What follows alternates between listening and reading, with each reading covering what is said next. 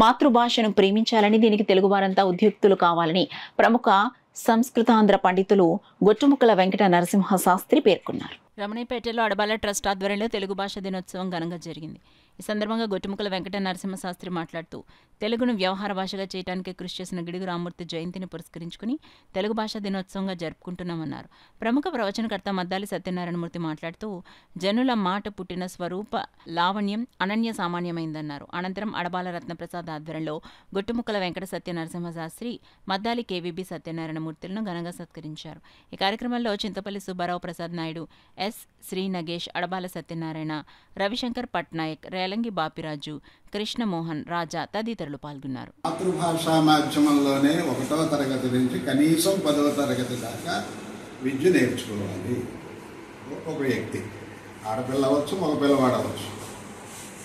అలాగా నేర్చుకున్నప్పుడు మన భాషలో అనేక రకాల గ్రంథాలు ఉన్నాయి. అవి ఏం చెబుతున్నాయి అంటే, చాలామంది అభిప్రాయం మతబోధ చేస్తున్నాయి. చాలా పొరపాటు అభిప్రాయం, ధర్మాన్ని చెబుతున్నాయి.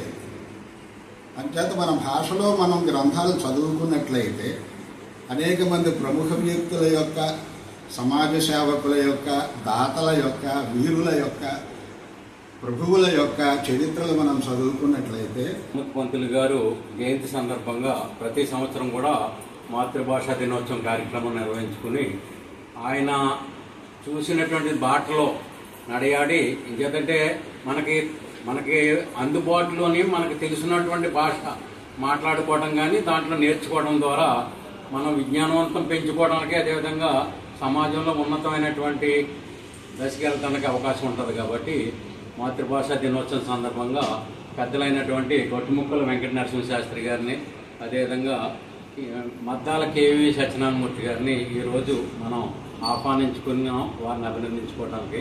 చేత ముందుగా గొట్టుముక్కల నరసింహ శాస్త్రి గారిని